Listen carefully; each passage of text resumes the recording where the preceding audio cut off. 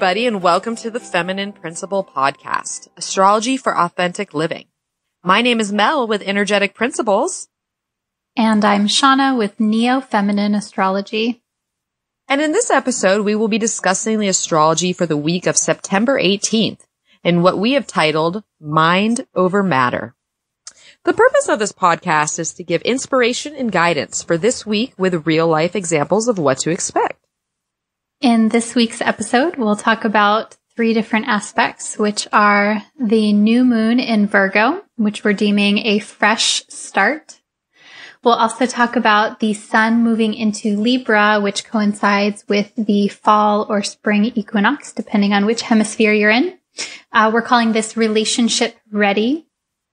And then lastly, we have Mercury in Virgo opposite Neptune and trine Pluto. And then we also have Mars opposite Neptune, which all ties in together. We are calling this ambiguous actions. So we have a lot going on this week, especially in that last segment. And as always, we encourage you to remember that some of these aspects will influence you more than others based on what's literally happening in your life right now and your personal birth chart. So if it's not in your birth chart, if it's not in your life, it's not going to happen. But always pay attention to the examples and notice how these themes may apply to you personally. And of course, always use your intuition and logic to decide what's best for you. Yes, because you know you best, right, Shawna? Mm-hmm. So yeah, let's kick off this week's episode with a quick rundown of the moon's path through the zodiac and some other minor aspects for all you astro geeks out there. So we're actually going to start the week off in the detail-oriented sign of Virgo, where our lunar lady is going to meet up with the sun for our new moon on Tuesday, which will be Wednesday for some of you out there. And we're going to go into much more detail later in the episode about that new moon in Virgo. She then carries on, now in her waxing cycle, into the partnership sign of Libra on Wednesday.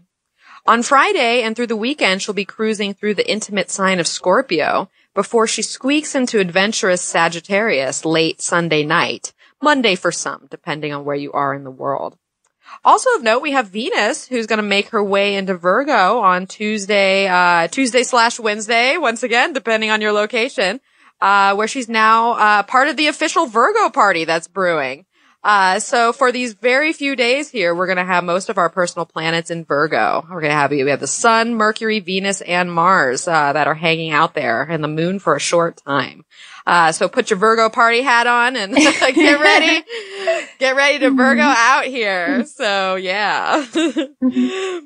Yeah. And so along that note with your Virgo hat on, we're excited to jump into these transits. But before we do, I'm curious how everyone liked the show notes that we provided last week.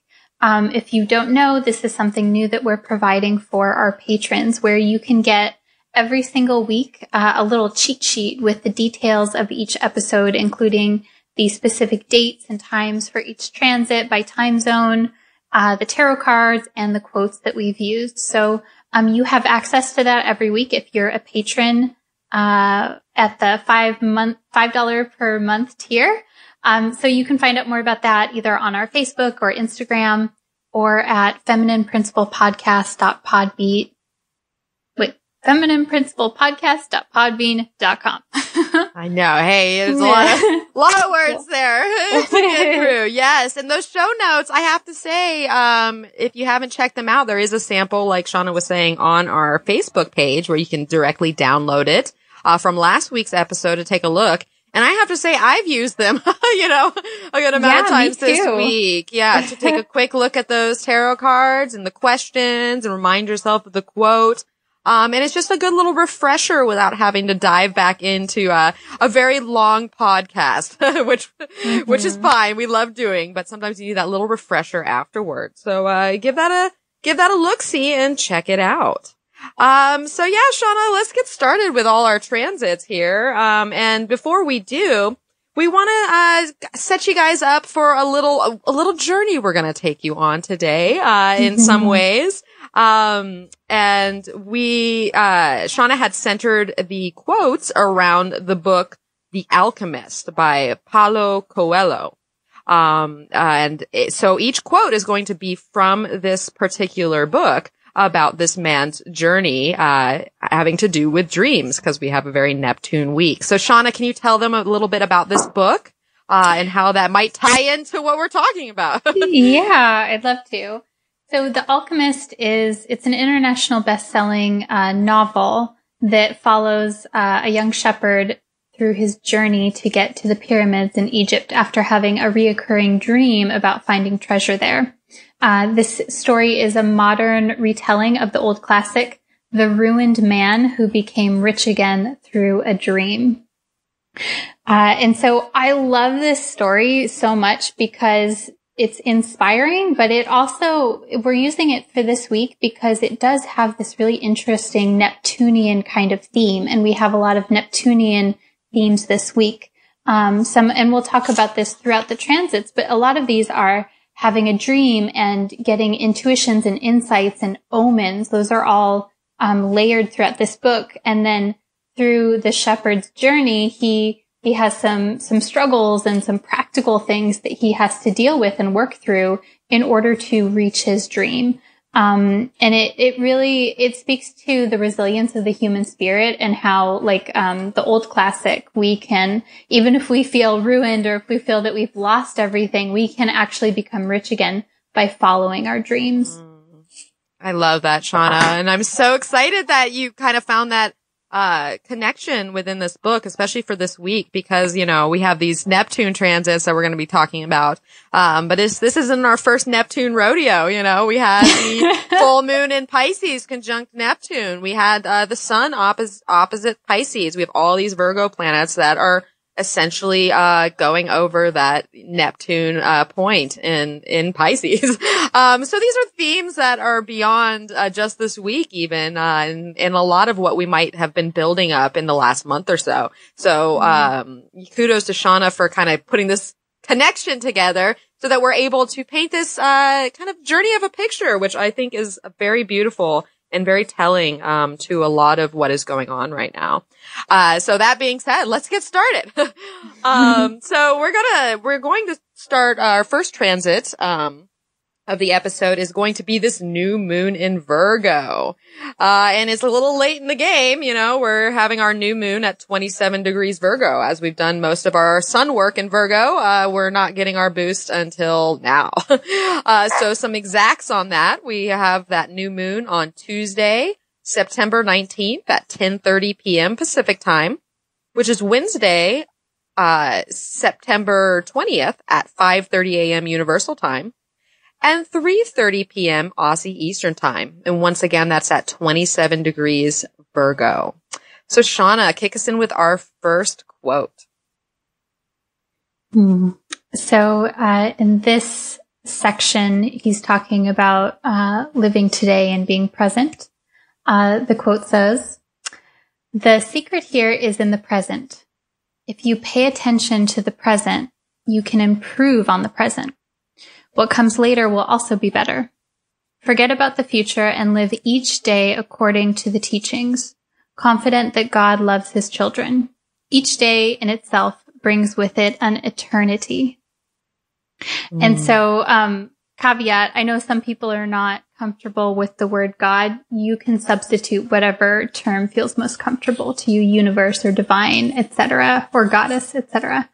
And so I love this quote for the new moon in Virgo because to me, this does feel like a fresh start. It's the first new moon, the beginning of the lunation cycle after we've had all of these tumultuous eclipses. And it's about being present. Virgo is ruthlessly concerned with the existing present moment. And, this is what makes Virgo such an excellent healing and practical kind of energy because it's like, okay, what's actually happening right now? And what can I do with that right now? There's one eye slightly on the future, but it is really about the present moment. And, with this new moon, we get to explore all of that in addition to having all of these other planets in Virgo at the same time, which we're going to talk about too. So yeah, I just love the presence that is required by this new moon in Virgo. Yes, because Virgo is centered around, reality, the now. What's right here, right in front of me? And how can I pick that apart in a good way? How can we look at the details of things? And the new moon is really all about us, going in and seeing what we want to focus on, right, Shawna? Where we have that quiet moment where, we get to essentially root down in and see what we want to, what we want to work towards, what we want to manifest. And Virgo is excellent at that. It's an earth sign, talk about a focus, with all these planets. We have like hyper reality focus right now, with this Virgo party going on. So basically during the new moon, we're going to have, every single personal planet will be in Virgo for, like a 48-hour period or less. So there is that hyper reality that is going to be going on, which I think is going to be great because we can really, if you can get out of any type of shadow aspect of like pulling things to pieces and, picking things apart, and doing that in a good way, cause sometimes we need the details of things. I feel like this new moon is really going to let us, begin that whole plan, that strategy, that Virgo energy, to carry us forward through this new moon cycle and let us, essentially, light cast what it is that we want, So, Shawna, how do you see all this Virgo energy, combined with that new moon, and what we are essentially, manifesting for? Yeah, I like the word that you use, strategy, Mel, because, there is this going inside with the new moon always, but with it being in Virgo and with all of the inner planets being in Virgo, it is a time of strategizing on the inside and being like, okay, what am I going to do and essentially like, what am I going to do with everything that I've learned from the last lunar cycle? Cause it was a biggie. And, I know. And I don't know about you guys, but I have a lot of new insights that I'm ready to put into practice. And I think that's what that's the potential with this new moon is it's like, okay, we get to go inside and kind of like re-strategize and figure out how we want to put things into practice throughout the entire coming month. And we can do that with the personal planets being here with Venus and Mars and Mercury. It's like, okay, relationships and action and talking about it. All of these things are being supported by the practical matters of Virgo.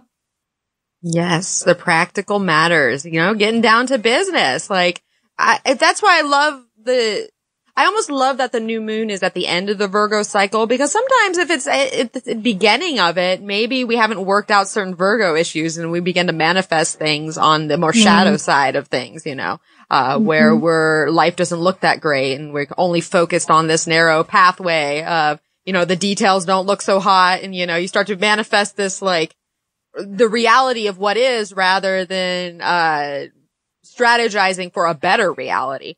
So that's kind of why I love that it's at the end, it's at the end here. And, if we were used, Witteki's system, 27 degrees, that is basically, I sense my feelings and therefore I act. So there's, I love that. And that's the thing is with Virgo is it's, that's what we're doing. We're essentially getting that down, and cause Virgo is all about getting to work, making this real. And in order to do that, we essentially have to act, right?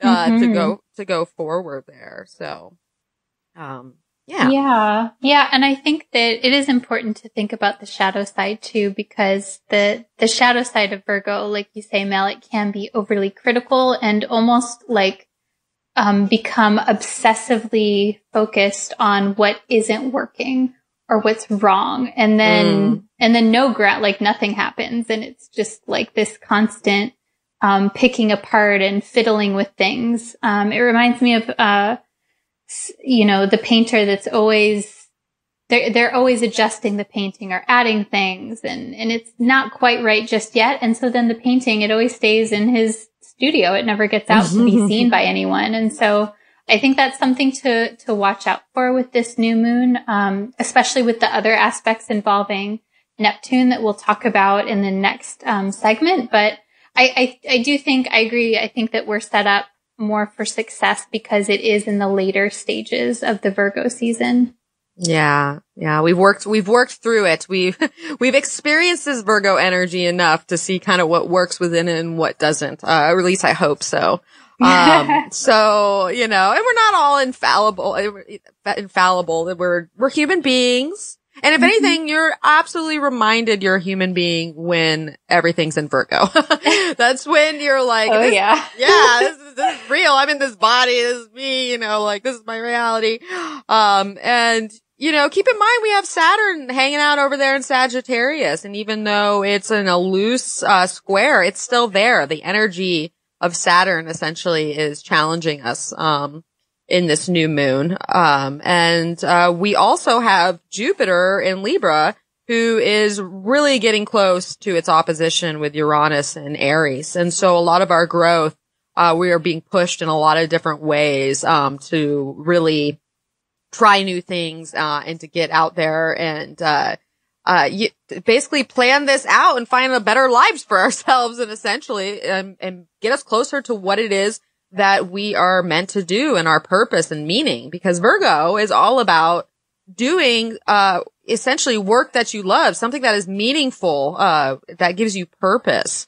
And I think that's what we really need to tap into during this, new moon in Virgo. Definitely.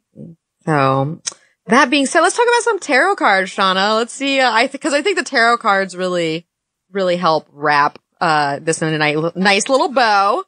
And that is the Ace of Cups as the focus and the Judgment card as the grounding. And didn't we have Judgment last week? I want to say we did. We did, yeah. Yeah.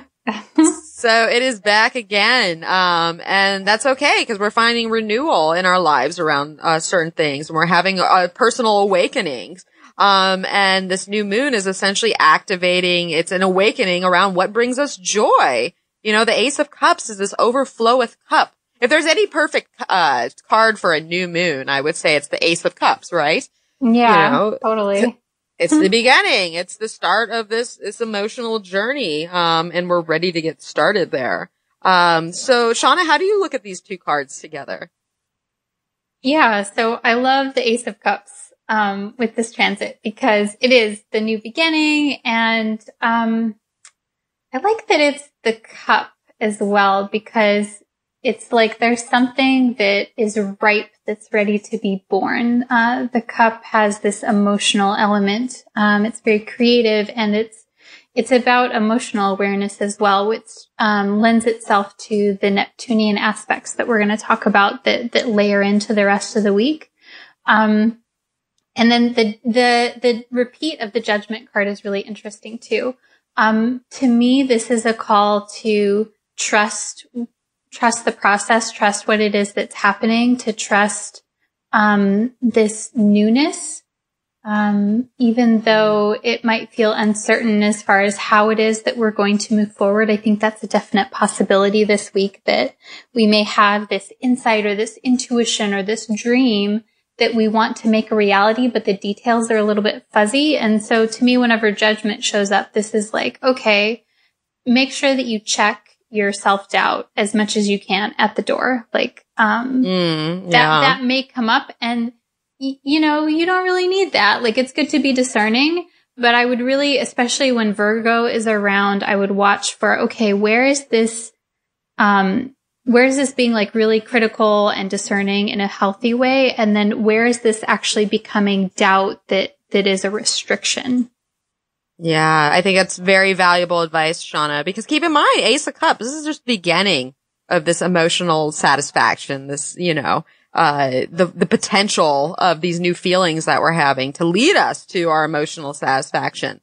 And if we get in our own way with focusing, like Shawna was saying earlier, you know, kind of breaking apart what reality is and focusing on what isn't working or what isn't going right in our lives, then how can we really embrace this Ace of Cups and, you know, this floweth of emotion, and this renewal that is really calling to us to express our feelings and manifest, a reality that is more based on emotional joy. And I kind of love it too, because Judgment is a lot of times it's awakening to a spiritual call in a sense, or your own soul's calling, what your calling is. And so paired with that Ace of Cups, I kind of look at it as, you know, beginning to manifest what it is that you love to do, or reminding yourself why you love to do what it is that you do already. And you're getting that emotional rebirth around that work. You know, cause we are in Virgo land here. So there is an element of doing. I love that. I love that it's like, there's like a cleansing that's happening, maybe. Oh, that's perfect. That is perfect.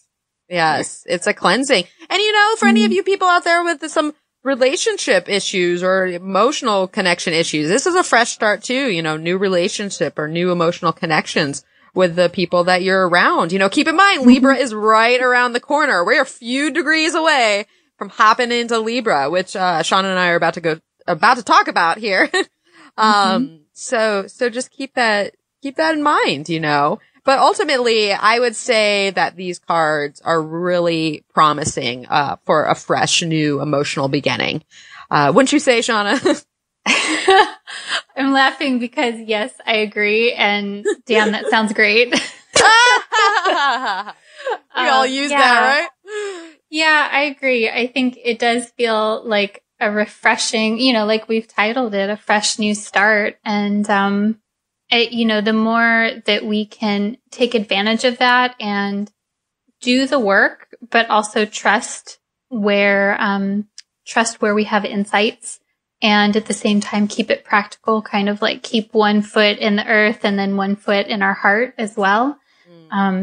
Yeah, I think that sounds great. Yes. So we're going to err on this being awesome because this is a new moon. So, you know, essentially you get to begin to create your reality. When we have a new moon, around the time of the new moon, I've read before that it's most potent about 8 hours after the conjunction. That's up for debate, but if we'll stick with that for right now. And, you know, that's the perfect time to go in and do, what we call light casting and centering yourself and starting to imagine the things that you want to manifest during this cycle, or writing it down.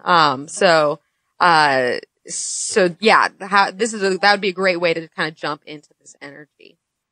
So that being said, a couple questions to take away for this new moon in Virgo and our fresh start. I would ask myself, how can I marry emotions with focus to put myself in alignment with what brings personal joy and meaning? I would ask, what parts of my life need a fresh start? What feelings are calling for renewal? And then lastly, I would ask, now that emotions have spoken, what's the plan? How can I get to work? Get to work. Get to work, people. I love that. So, I mean, don't work too hard, obviously, because we have Neptune transits this week, which we'll talk about. But that doesn't mean that you can't plan and strategize and get this whole month cycle on paper. So yeah, let's segue into another a big event for the year, you know, as astrologically speaking, and historically speaking, and that is our autumn equinox. And that is when the sun moves into Libra in what we know as the fall. So we have titled this Relationship Ready, as we know that Libra brings us to connect with others. So just some exacts on that. We have, the autumn equinox will arrive on Friday, September 22nd at 1:02 p.m. Pacific time, which is 8:02 p.m. Universal time, and Saturday, September 23rd at 6:02 a.m. Aussie Eastern time. And of course, that is happening at 0 degrees Libra as the sun moves into Libra. So Shawna, kick us in with our next quote from The Alchemist. Yeah. And before I do, I want to honor our Aussie people too, because for them, this is actually, it's flipped. It's the spring equinox. Oh, and yes. So depending on which hemisphere you're in, but it's still for everyone, it's still an equinox. It's still a pivot point. So it literally is equal. Yeah. Which we'll talk about. So exactly. It literally is. Yes. So caveat there for our Aussie people. So this quote is from a section in the book where the shepherd, where he's kind of like having a discussion with his heart, and he's feeling some sadness and some suffering, and he's having kind of a hard time. So the quote goes, "Tell your heart that the fear of suffering is worse than the suffering itself, and that no heart has ever suffered when it goes in search of its dreams, because every second of the search is a second's encounter with God and with eternity." And so I love this quote for the equinox and for the sun moving into the sign of Libra, because it is a pivot from self-focus into other focus, so that this whole entire next season, these next few months, kind of have this Libra relationship, social kind of focus, whereas we're moving from Virgo land of improving ourselves into connection with others. And when this happens, there can be a fear of connection. There can be a fear of the suffering that comes when things don't go exactly as planned, because we're connecting with other human beings. But the thing with this quote is that he's like, hey, listen, if you are following your dreams, if you are following the call of your heart, yeah, there might be some suffering in there, but it's nowhere compared to the suffering of actually fearing the thing or holding yourself back. And I find this to be so true, because if we hold ourselves back from what we really want, that does actually create like either suffering, or it creates more of like a dense effect. And so this is a time where we can shift into relationship, and ideally we can shift into a way that follows our heart, so that we can feel this enlivening of the heart. I love it. Yes. Cause Libra is here, you know, it is that connection with the other, and seeing, and the connection with our own selves, you know, because it's not just, I mean, we relate to the other, obviously, through our own lens and our own filter and our own shadow work that we have, within us. So it is much about partnering with the other as much as it is about learning to partner with ourselves and become a little more equal, within.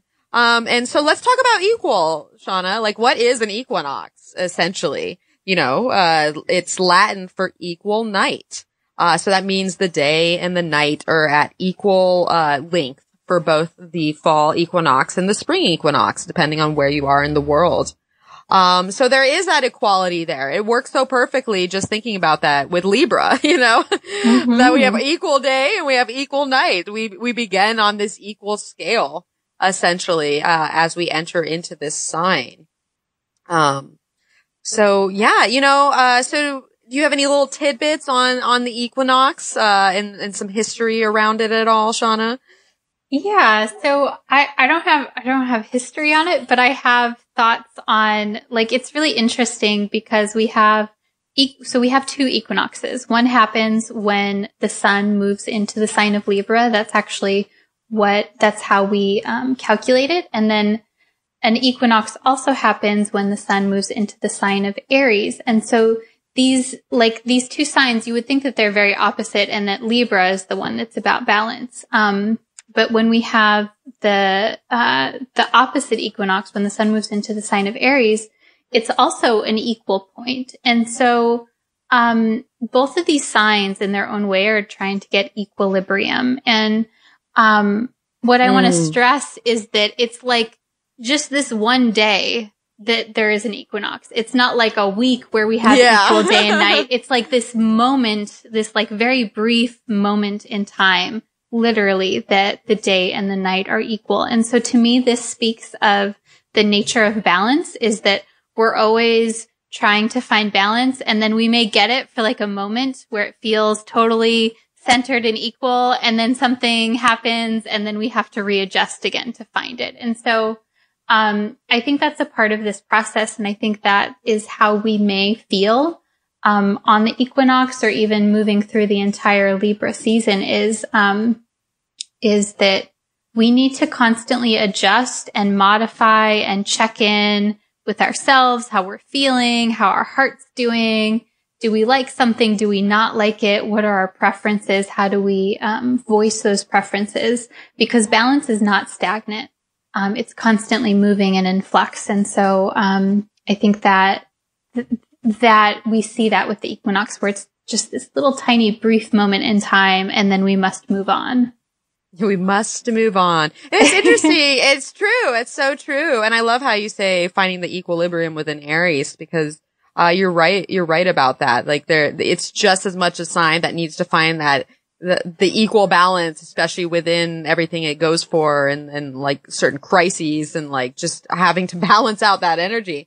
But I find it interesting too, because, essentially, if we're going to talk about the fall aspect of it, it's associated with the goddess Persephone as she makes her descent into the underworld. And she has to go down to Hades for this 6-month period as we go into fall and winter. Which is interesting, because on the other side of the world, essentially Persephone is rising from her descent, into the underworld. And so there's this, essentially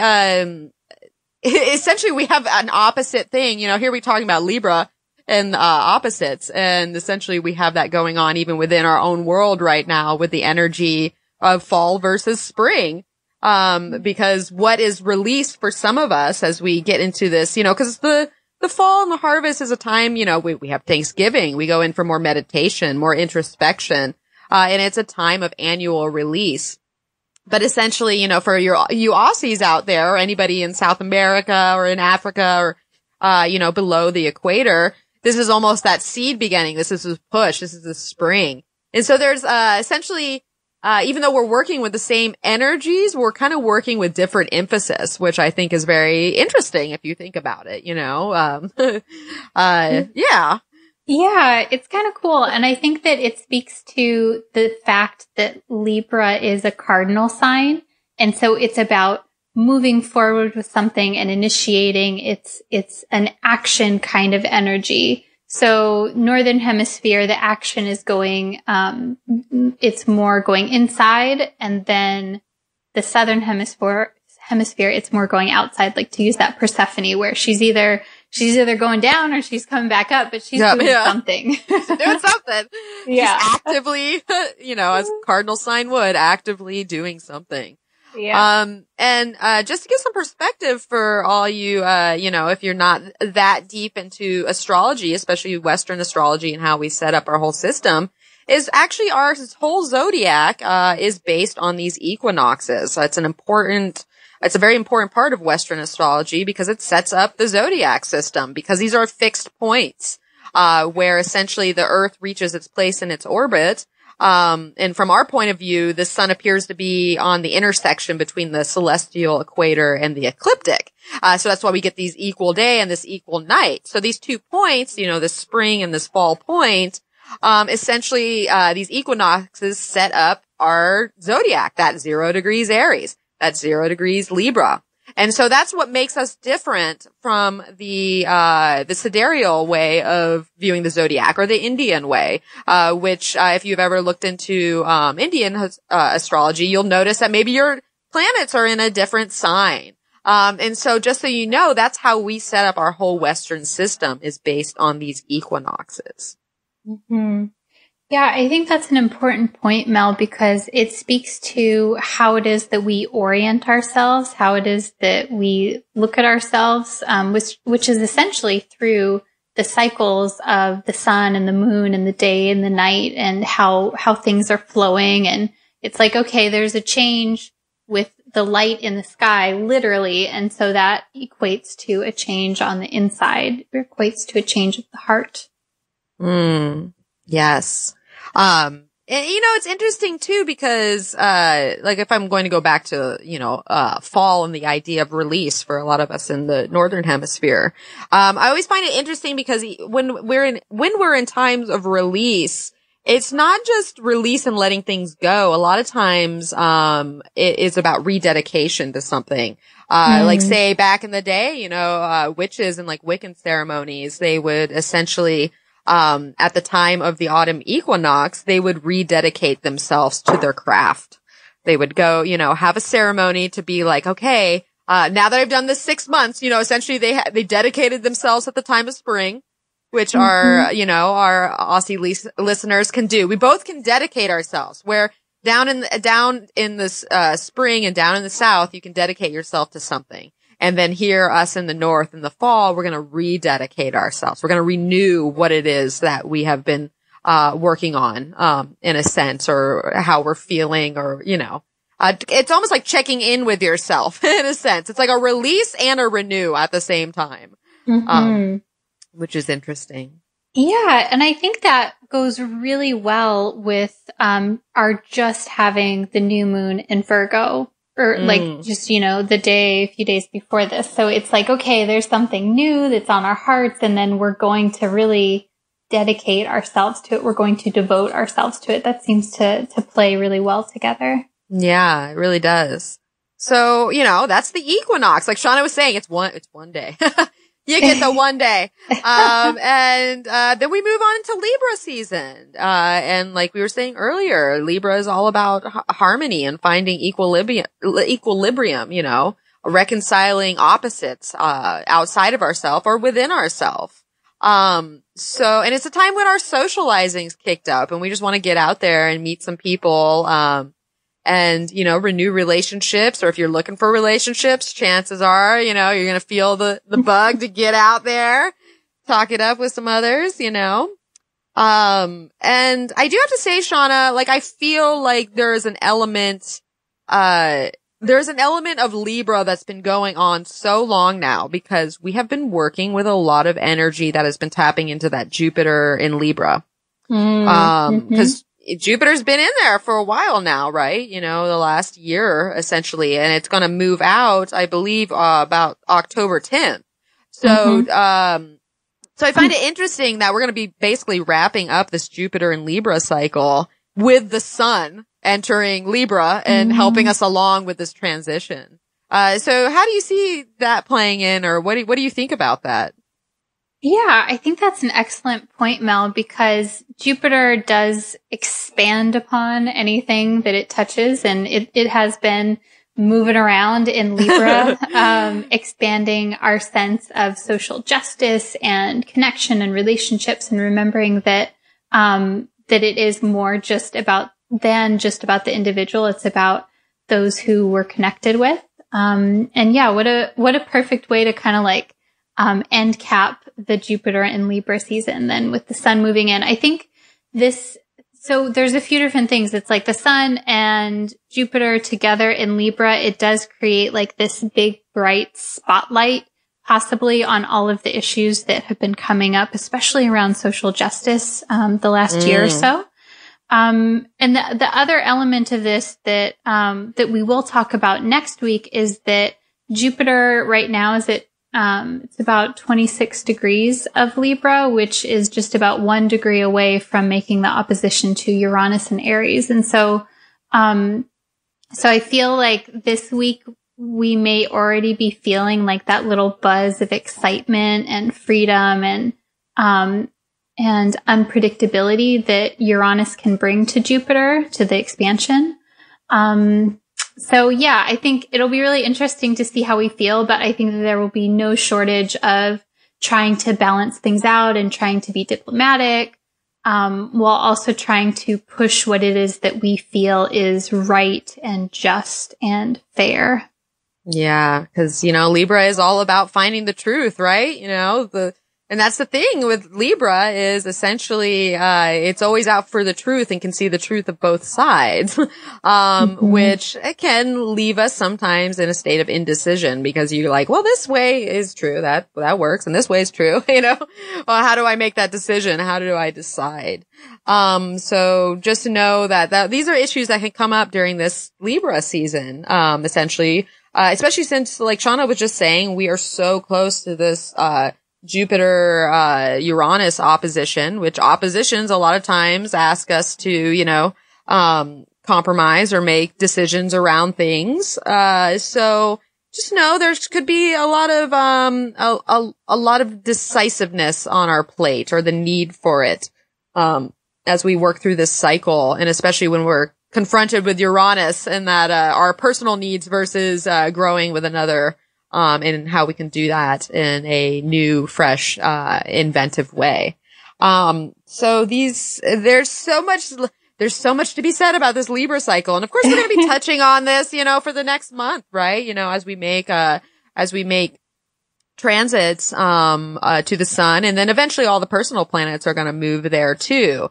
But just keep in mind, we're moving our sun, our spotlight, our awareness, our vitality, our self, directive is moving into this Libra sign, but everybody else is hanging out in Virgo. So I kind of think that might be a wonderful thing, Shawna, because think about it, we have all that pinpointed Virgo energy, like we were talking about earlier, that can like pick things apart and like narrowly focus on something, which can be great sometimes. And for other times, not so much. So I feel maybe this Libra sun can help balance out that, very pinpointed Virgo energy to help see other sides of things, or help us get a bigger picture. What do you think about that? Yeah. So what I was just noticing is, there's that, the Virgo precision, which is kind of complicated by the Neptune aspects that we're going to talk about in just a minute. And I think that the sun being in Libra and us going through this Libra season, it's an added resource, I think, to the criticalness of the Virgo, because Libra allows us to make room for paradox. Libra allows us to say, hey, both sides can actually be right. Like that, to use a literal example is that, the tropical zodiac, which is the Western zodiac, and the sidereal zodiac, which is the Jyotish or the Indian zodiac, that maybe both of those can be true, even though they're very different. And sometimes it seems like they conflict and they use very similar things. And I know that's a loaded topic for some people. That's just to illustrate, like, a Libra person would be like, hey, maybe both of these are right, and I can allow for both answers. I can make room for both. Whereas Virgo has kind of a hard time with that. Virgo is like, listen, is it right or is it wrong? Is it black or is it white? And so I feel like we may be kind of like teasing out how to be discerning, but then the Virgo is kind of, or no, the Libra is kind of like the social lubricant that can come in and be like, well, all right, maybe I can make room for everyone to be in this picture. I like that. I like that. Well, so that being said, let's talk about some tarot cards here, to usher us into this Libra season. And they're interesting, but I have to say it really ties into a lot of that Virgo action that we were just talking about that's still going on. And so we have as our focus the Three of Pentacles, and the grounding is the World. And, to me, this really speaks of, once again, that planning, that preparation, that, getting down and strategizing essentially for, the world, which is fulfillment and success and reward in our lives. And I feel that like the three really establishes a deeper down earth connection with others because it represents teamwork, or it can, we have these goals that we're strategizing towards. And a lot of times we need other people to come in, get on our team, and basically help us reach success, by working together. And in turn, we develop these, this deep down connection with one another because we're working towards these material goals together. So Shawna, what do you think of these two cards? Yeah, I like these two together. These to me basically say, listen, if you want to get some stuff done, if you want to accomplish something that's really important to you, and especially with the world, something that may even have like a certain karmic or destiny, or to use the alchemist language, like if you want to fulfill your personal legend, then you need to work with people. You need to collaborate. This is a time to realize that you can't do everything by yourself. And it's probably going to be a lot more fun and a lot more successful when you do collaborate with others. Yeah, who are you going to celebrate with? That's the thing. It's our partnerships help us, not only make our own dreams manifest into the material world, you can then have that emotional joy and share in that, success with other people.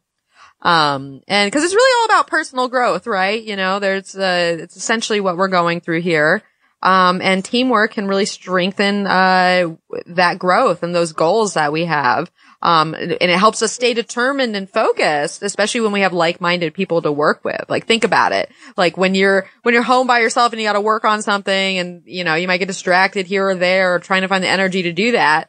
Say you get another person in the room and all of a sudden you're focused. You both have this goal. You're ready to work on it. You're not going to, dick around with someone else's time and vice versa because there's a responsibility to each other, at that point. And so we end up gaining momentum, just by this focus, with other people, to help us essentially live our passion, cause we're talking about a 3 here. It's a material 3, with pentacles, but the 3 still wants emotional joy and listening to our heart and celebrating that with others, and living our passion, alongside with others but mostly on this material realm. So I think it's just a reminder, especially with some things that we were talking about earlier and all these Neptune transits, which we're about to go into, is that, we really need to start focusing on doing what makes our hearts happy and what really makes us feel good, and what we can bring into the world, and with others in order to facilitate that. Love that. Amen. Yeah. So let's get together, people. I thought I had a song, but I don't, but, it'll come to me. It's from the 60s. That's all I know. Okay. So that being said, let's talk about some questions to take away for this autumn or spring equinox, depending on where you are. I would ask, what are my goals? How can I renew my dedication to them? Does some need to be released? I would ask, could my work benefit from others? How can I socialize with the right people to find the team that is right for me? And then lastly, I would ask, how can I honor the autumn equinox and the fall season or the spring equinox, and the spring season? What small ritual can I do to mark this yearly shift? Because it's good to honor when we make these big shifts, right, Shawna? Just kind of, it's allowing that energy to move on to, the next part of the year for all of us. Definitely.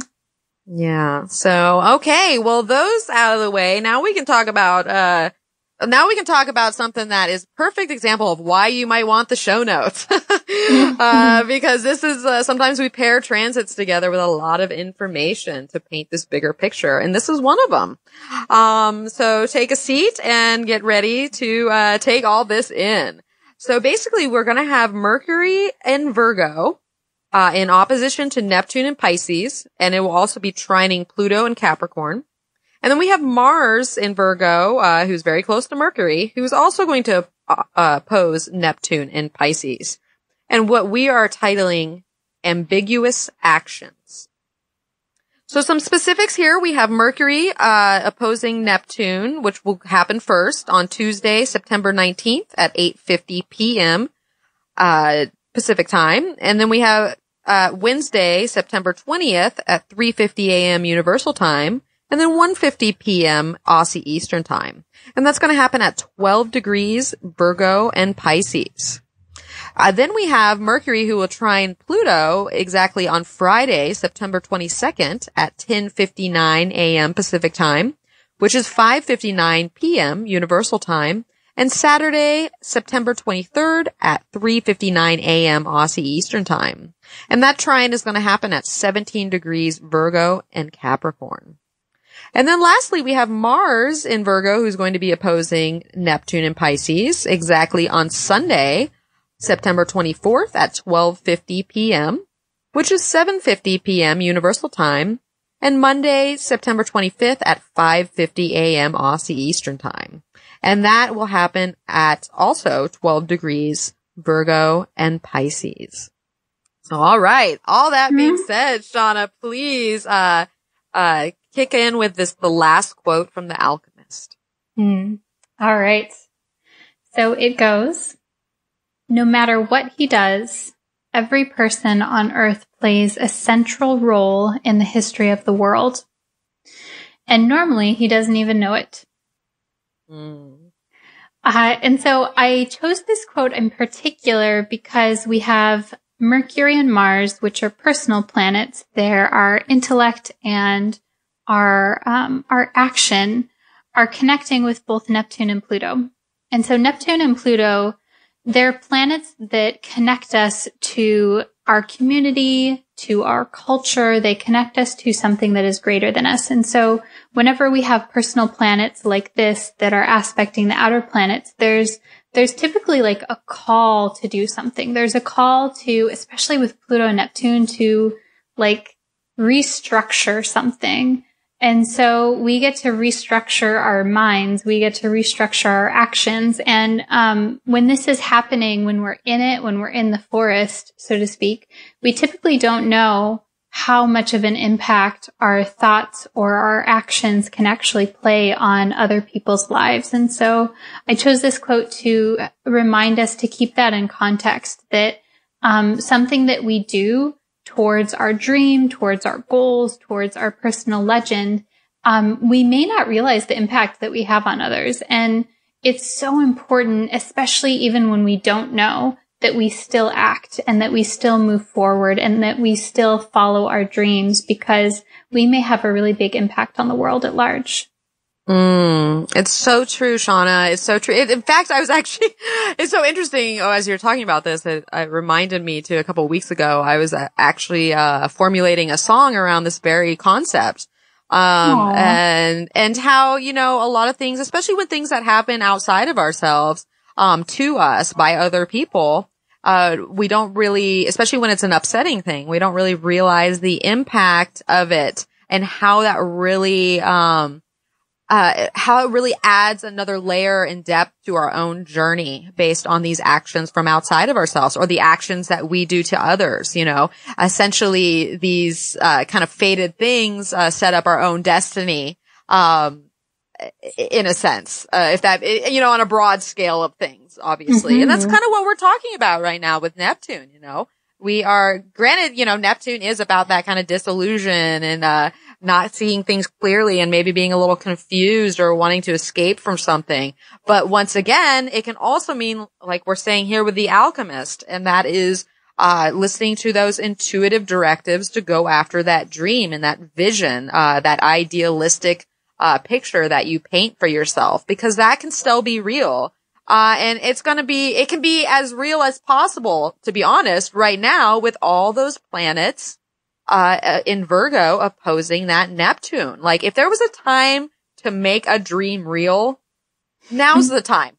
Honestly, like, you have everything working towards you. And when I say you, I mean me and Shawna and everyone. All of us have this, because, first we have Mercury opposing, Neptune, which is going to happen as we approach that new moon. So in those quiet hours, those last hours of the balsamic moon, when we're already, taking some time within ourselves and able to release things and go in and really tune in to that, more, nebulous realm, that is known as Neptune, cause think about it, the moon will be essentially in its 12th house phase at the time of this transit. So everything about this is saying, like, now's the time to go in. Now's the time to access these dreams. Now's the time not to act on them necessarily, but to try to get them into your filter of awareness, and to remember them, so that you can actualize them. So Shawna, what do you think about, all this Virgo energy and this opposite, Neptune and in our dreams, like our dreams. Yeah. So I think it's so tricky sometimes, because the key to all of this, because it could go, many different ways. Yes. We have the polarity, the Virgo opposite the Pisces. We're totally working that. And we can either hop from one dramatic extreme to the other, in the shadow side or in the positive side, or we can kind of like weave them all together. And so we've talked a little bit about the shadow side, which, for Virgo, that's being critical and, can even be like focus on the negative. The shadow side for Pisces can be getting caught in illusion or delusion, or, Pisces can sometimes see the world as we want to see it versus how it actually is. And sometimes that can be uplifting. Sometimes that can get us into trouble. And so what I'm really thinking is like kind of the sweet spot between this is the listening and the watching. And what I mean by that is, so everyone's intuitive and we all have the power to listen to our hearts, to our intuition, whether you call it, clairvoyance or clairsentience or being, empathetic, all of it, we're always getting these signals. We're always getting intuitive senses.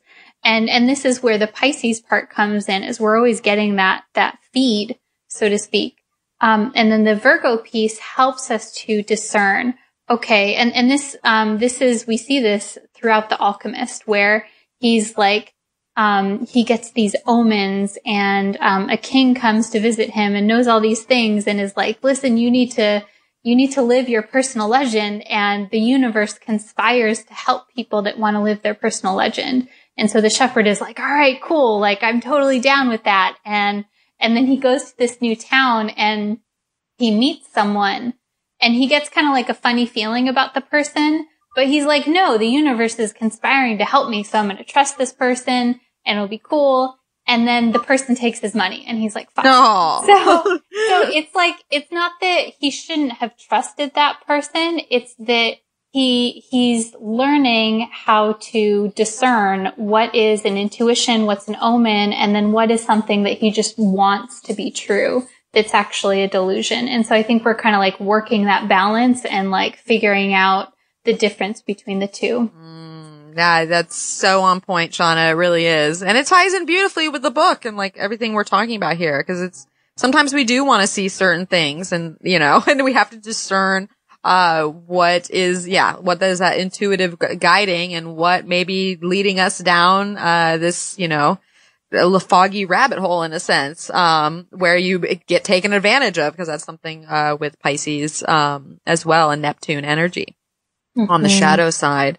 So, the reality here is that this might just be a time where we have difficulty focusing and discerning, like Shawna was just saying, between the two, there could be a little bit of mental confusion that we're working, out within us. And, our confidence might be a little less than it normally is. And, especially with the quieting of the moon, we're about to hit that new moon, phase. And so I feel like the fact that this aspect, basically makes that direct opposition at the tail end of the moon phase when we're already quieting down and releasing. It's kind of okay for us to be, a little confused and to access that intuitive faculty to see if we can get a little more clarity in our lives. Because, this month, especially with all the Virgo planets, chances are we've been busy as hell. We've been running around. We're probably going to be a bit tired. And we might want to rest and relax, especially since the moon is in that quiet crescent phase. So, I would say during this time, you might just want to, just go in, take some downtime, relax, listen to music, take a walk on the water if you live near water. Just don't push because, when Neptune's involved, and especially we're going to talk about Mars opposing it, this is not the time to actively push towards something. This is a time of mental or more of inner, acknowledgement. Wouldn't you say, Shawna? Yeah, I agree. I think that this is not a time to like get all the things done.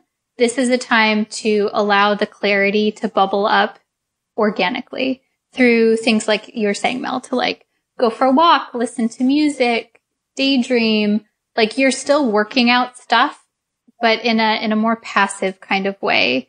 And things are going to come up. There might be some confusion and then you'll get little glimmers of insight, but you can't really force it. to me at least, with Mars opposing Neptune. Like, this is not about like pushing or forcing or trying to be super sharp. It's more about going with the flow and like even doing some gentle body work, doing like, this is the week to do the yin yoga, you know, and to like chill, do some yoga nidra even. I'm curious, how do you see the Mars opposite Neptune piece with that, Mel?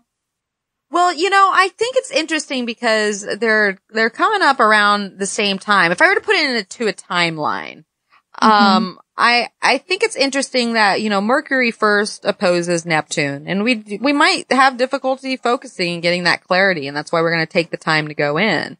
And then we have Mercury is going to trine that Pluto. And that happens on Friday. And I feel like because the moon at that point will be, at the tail degrees of Libra and will be basically conjunct that Jupiter opposition to Uranus. So I have a feeling some things are going to come up right before this Mercury trines Pluto that is going to give us that insight. It's going to give us some awareness on how we can grow, you know, because that Mercury trine Pluto is essentially, you know, this is the time when we can really focus on something and hone in that, you know, go from that nebulousness Pisces zone to getting the mind more clear, on a certain project or around a person that we might be, focused on, and essentially be able to make decisions, more clearly and, it's just easier to do it because there's that clarity there. Or if you have to have a deep conversation with someone, you know, that's Mercury trine Pluto can get those things that need to be aired out. So that being said, when we move into that, Mars opposition with Neptune, because the moon is going to go into Scorpio right after we get that kind of Pluto clarity. So I feel like there's going to be boundaries that are going to be put into place, as we come to these realizations, which it's good. You know, this is when the Virgo faculty can come in, but I have a feeling it's a lot of mental work. Cause once again, you know, as we reach this Mars opposition with Neptune on Sunday or Monday, depending on if you're, in Australia, that is when, okay, so our mind is getting clear. Our mind's confused. Our mind is getting clear. We can say the things we need to. But that doesn't mean we need to act and move forward. Because once again, we have the Mars coming in. And so even though our mind is getting on board, there's a lot about our assertive self and the actions that we need to take, that need to be worked out as well. And I just want to add real quickly that, it's not in this week because it just doesn't fall into our time frame, but Mercury is very, very close and it's square with Saturn. And so, you know, there's a lot of serious topics on the table. And we do need to pause for a moment and rethink certain things, around, you know, where our narrow focus may be hurting us. Cause keep in mind all these planets are in Virgo and we're focused on this, like, you know, this beam of awareness. So how can we broaden that out, in a sense? So I know that was a mouthful, but essentially that's kind of how I see this playing out. So, Shawna, what do you think about all that? Yeah, no, I think that's really insightful, Mel. It is like our mind gets clear and then our body will follow maybe next week-ish. Like, so like the body and the actions will follow. So what I'm hearing you say is like, that's where to focus our energy and to not beat ourselves up if we're not actually doing something about the insights that we're having this week. Cause they're going to be coming in hot and fast. Exactly. And Shawna, that's the thing is that these insights might change the actions that we need to take. So that doesn't mean we jump out the gate and, you know, cause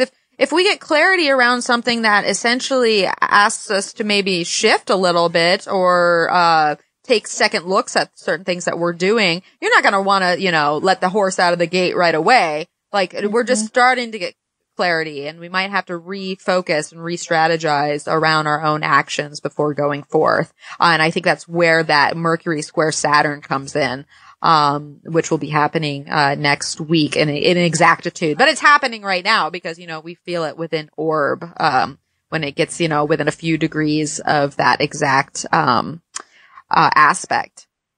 So, yeah.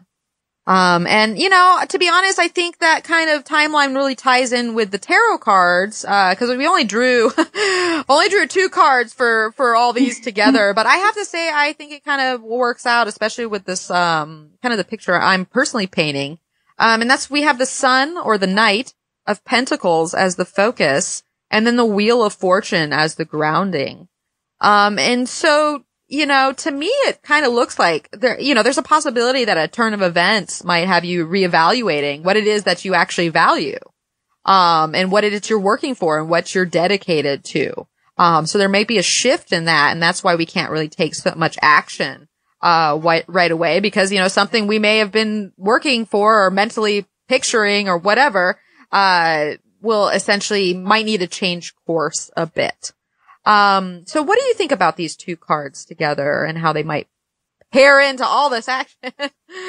Yeah. So I like, what I feel from these is that with the Knight of Pentacles, we do need to be more conservative. We need to take things one step at a time. It is a knight, so it is moving forward, but it's pentacles, and he's just got that one little pentacle, and he's like, all right, I'm just going to take one step in front of the other with my horse. And then the Wheel of Fortune is like, if there's any card that I would associate with the personal legend, to tie it back into the alchemist with a person's purpose of the heart, it's the Wheel of Fortune. 'Cause it's like, okay, what are you here to do? What is your dharma, your karma, your destiny, etc. And this to me is like, there may be a bit of pivoting or restructuring, and it's really important to keep that focus, to keep that personal legend, like a laser focus on it, and to do things one step at a time, to not move too quickly. Yes, I totally agree, because that's how great things are born, when we work towards these, what it is that our destiny is. It just doesn't show up, like certain aspects may, the wheel turns and then we have things that happen to us. But overall, on this big long journey that we're likening it to, it is a type of, Son of Pentacles thing where you just have to, dedicate yourself and just keep persevering, as we move through certain things. And so, like you're saying, Shawna, the Sun or the Knight is grounded. He's dedicated. He's secure. He puts one foot in front of each other, or each, you know what I mean? But essentially we have to remember the Knights are always twofold. They have their positive qualities, but they also have their negative qualities. And the negative quality of the, Son of Pentacles is that he can be really stubborn and set in his ways and seeing this one vision. And so that's kind of where I'm tying in this like Wheel of Fortune idea, especially since we're being challenged with, what our mind thinks and our actions with this, nebulous Neptune and Pisces. So, and especially with Virgo and Virgo can hyper focus.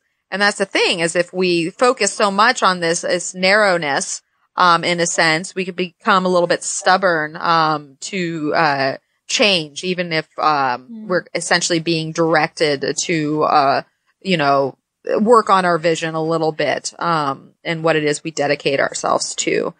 So depending on where you are in this wheel cycle, some are up, which obviously enjoy, some may be down, and if you're down, just be patient, because that's another thing with the Son of Pentacles. It's about having patience, and staying determined, regardless of if you're in a land of confusion and need to work through some things, or people outside of you, do ambiguous actions and you're like, what the hell does this mean? Like, well, how do I act on that? So there's a lot of ways to look at these 2 cards together, especially since we have so many transits going on. But, like Shawna says in the beginning, what resonates with you is what is the part that you should pay attention to. So. Yeah, I think it really comes down to what is your standby? What's your normal temperament? What's your MO? What do you normally do? And does that err on the side of acting rashly and trying to force things and to push things and to get it done now?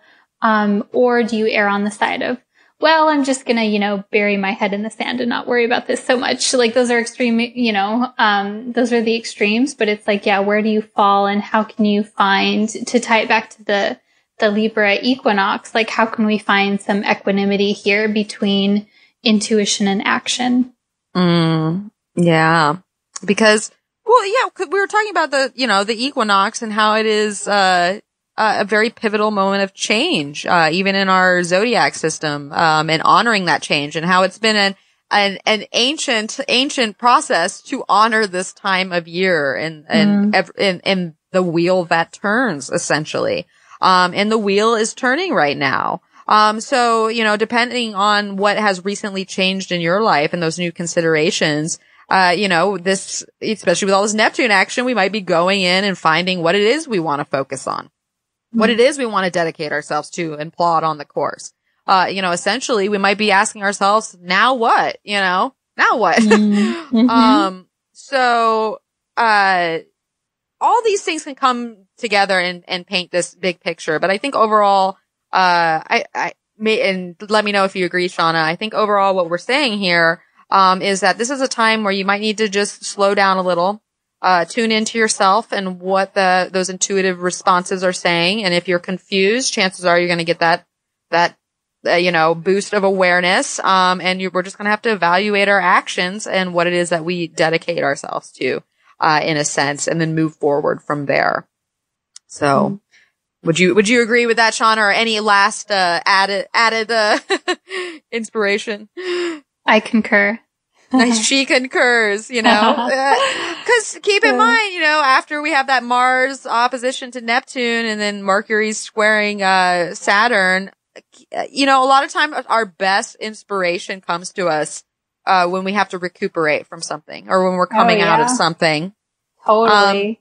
Yeah. So just know if you're feeling a little tired or you're not feeling so hot this week or, just trust that this will pass. This is just a downtime. These things come up essentially to say, hey, why don't you just take a minute? Why don't you take a minute? Because you're going to be so much stronger when you come out on the other side by allowing that time, to slow down a little bit and to keep faith that all will be well, So yeah. All right. So just some questions, to take away for this massive amount of transits. I would ask myself, how can I stay aware of my energy levels and honor downtime if needed? What can I do or not do to nourish the soul? I would ask, do my efforts need a second for revision? Are all the details there? Have recent changes called for certain reconsiderations? And then lastly, I would ask, when faced with ambiguous actions from others, how can I remain patient and focused on a positive outcome? I like that last one. Yeah, because keep in mind, we're dealing with oppositions, right, Shawna? Chances are someone might be involved in this with you too. So take that all with a grain of salt, especially since we're now in Libra season as we wrap these transits up. So, oh my goodness. So yeah, what did we learn? What did we learn this week, Shawna? So much. Oh my gosh. So much. Well, we're learning that we're getting a new beginning. We're getting a fresh start around that new moon in Virgo that's going to be happening, where it'll allow us to basically, get our hearts on board with the renewal that we're having. We've learned that the sun is moving into Libra in what is known as the fall or spring equinox, depending on where you are in this world and what is equal day and equal night. And what we are saying, get ready for relationships, get ready for working with the other, because now we are coming into that season. And then lastly, we learned that, when Mercury and Mars oppose Neptune, you might need to take a second and know that everything that's playing out might not be as clear as, we perceive it to be. But luckily that trine to Pluto, hopefully will get us a little clearer with what it is, that we need clarity upon and to help us have those conversations with others that could essentially heal us and bring us closer to the dream. Cause that's where we're trying to get, Shawna, right? We're trying to get closer closer to these dreams that we're having, and why I'm so grateful that you brought in the alchemist this week to help paint that picture. And especially how, you know, I love how the ruined man can be, I forget exactly how it goes, but can be re-enlivened by the dream, right? You know? Mm-hmm. Yep. The ruined man who became rich again through a dream. Yes. So if you find yourself the ruined man or woman, because there's probably a lot of women of us listening to this podcast, just know that it's not ultimate. It is essentially setting you up for something that is even bigger and more aligned with your purpose. So Shawna, I know you have excellent action item for everybody to take away this week. So please share. Yeah. So this, two different things. First one is a little journaling exercise. Or actually three different things. Number one, if you are intrigued by the story of The Alchemist, I highly recommend getting the book. You can probably get it on Amazon or even your local library, maybe. It's a really easy read and it's inspiring. So if you're going through a rough patch or if you just need a little inspiration, it's a great book. And the journaling portion is, I want you to write down, what is your personal legend? What is your dream? What is it that someone would write about you if they were writing a novel about you and your life? And so this can be like present tense, it can be future tense, but I want you to connect with like, what is it that you're here to do? If you were the hero, the star of the show of your life, which yes, you are. Like, what would that story be like? And what would the main points be?